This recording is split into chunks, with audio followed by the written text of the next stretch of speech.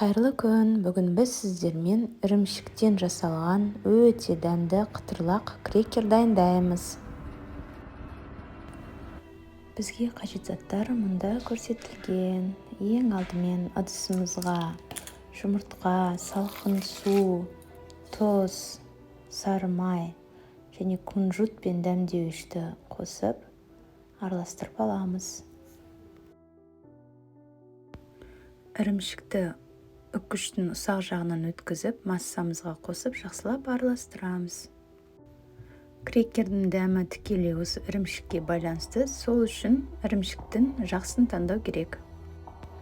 Ұнға қопсытқышты қосып, алғашқы массамызға аз мөлшерден қоса отырып, қамыр илейміз. Қамырымыз жұмсақ, бірақ қолға жабыспайтын болу керек.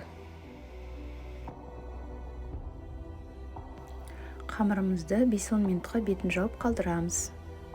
Содан қамырымызды 2 бөлікке бөлеміз. Бір бөлігін алып жұқалау етіп жаямыз. Жұқалығы шамамен 2-3 мм болу керек.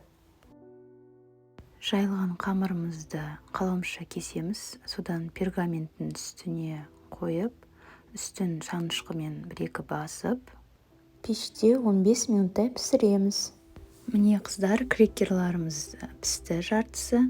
Енді екінші жартысына кірісеміз. Қамырымызды жайып, қалаған бөлшектерге бөлеміз. Дөңгелек болсын, 4 бұрыш болсын, мен 3 бұрыш етіп кестім және мынандай трубочкамен майда дөңгелектер істедім.